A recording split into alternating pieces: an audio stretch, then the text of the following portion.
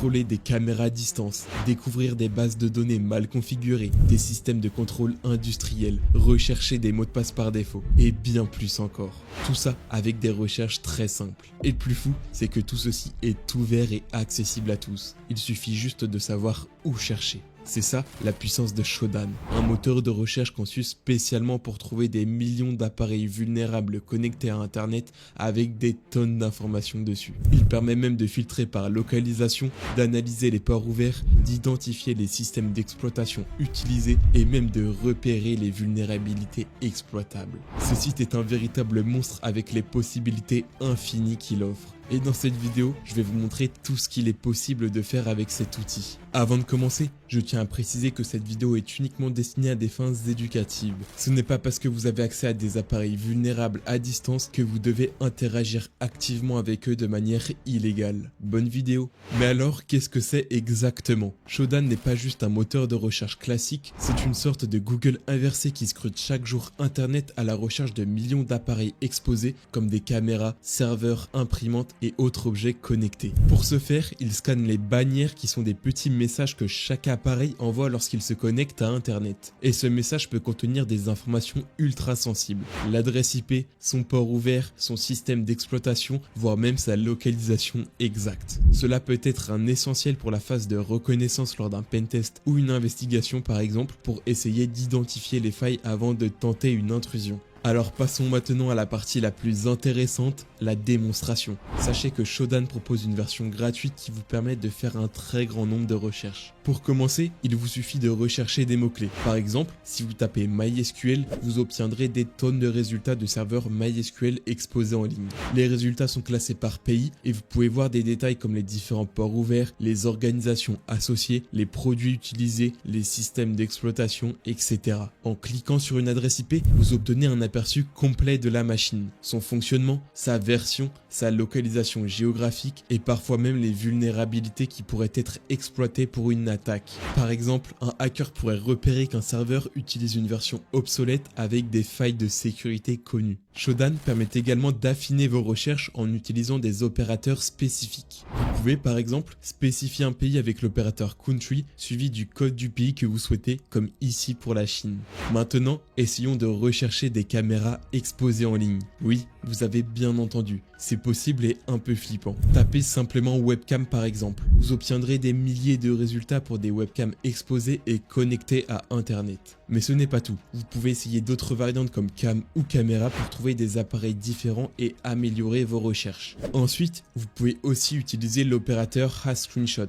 Il permet à Shodan de vous montrer uniquement les appareils pour lesquels il existe une capture d'écran de l'interface ou de la vidéo en direct. Cela signifie que vous aurez un accès direct aux webcams actives et vous pourrez voir ce qu'elles filment en temps réel et parfois même les contrôler. Imaginez la dangerosité de la chose. Des caméras de sécurité, de surveillance ou même des webcams personnelles exposées sans protection. C'est à la fois fascinant et extrêmement inquiétant.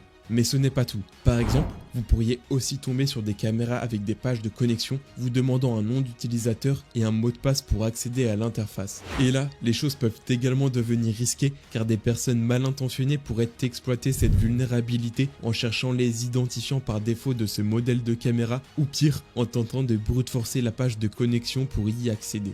Mais certains appareils ne demandent même pas de mot de passe. C'est le cas de certaines imprimantes comme vous pouvez le voir avec cette requête. Cela signifie que des personnes mal intentionnées pourraient les contrôler à distance, changer les modes d'économie d'énergie, la sécurité, les paramètres réseau et bien plus encore. Vous imaginez les dégâts possibles ? Et ce n'est pas fini. Si vous poussez encore plus loin vos recherches sur Shodan avec des requêtes comme celle-ci, vous allez découvrir des dizaines de milliers de sites compromis, souvent laissés sans surveillance. Vous pourrez aussi voir directement quelle technologie ces machines utilisent. C'est un véritable festin pour un hacker avec un accès facile à des systèmes vulnérables qui ont déjà été attaqués ou pire encore, des serveurs toujours en ligne sans aucune protection, prêts à être exploités.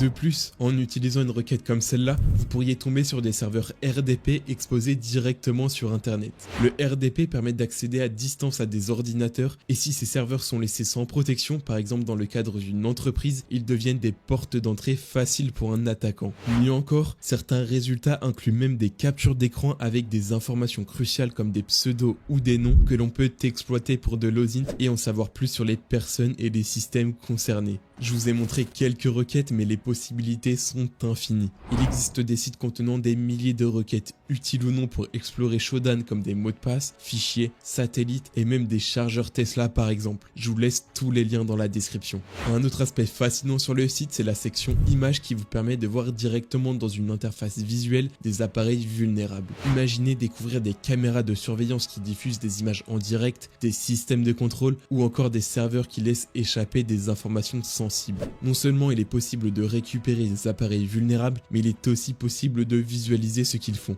et parfois même interagir avec eux si les protections sont insuffisantes. C'est juste impressionnant. Shodan offre aussi un outil visuel grâce à sa fonctionnalité map, un peu comme si vous étiez dans un film. Grâce à cette carte interactive, vous pouvez visualiser l'emplacement géographique des appareils connectés et vulnérables à travers le monde en temps réel. Cela permet de voir d'un simple coup d'œil où se trouvent les concentrations les plus importantes d'appareils exposés. C'est une manière encore plus frappante de réaliser l'ampleur de la portée de l'exposition de ces objets connectés en quelques clics. Pour finir avec le site, il y a aussi une fonctionnalité très utile appelée Monitor Network, disponible dans la version payante, permettant de surveiller des réseaux et d'être alerté en temps réel lorsque de nouveaux appareils vulnérables apparaissent. D'ailleurs, si vous êtes étudiant, il est possible d'avoir accès à la version payante de Shodan gratuitement. Et pour aller encore plus loin, il existe son extension. J'ai déjà fait une vidéo sur ce sujet, mais grâce à cette extension, vous pouvez facilement savoir où héberger le site, qui est le propriétaire et même quels services ou ports sont ouverts dessus. C'est un excellent moyen d'ajouter une couche de reconnaissance rapidement et simplement directement depuis votre navigateur. Mais le site ne se limite pas à son interface web,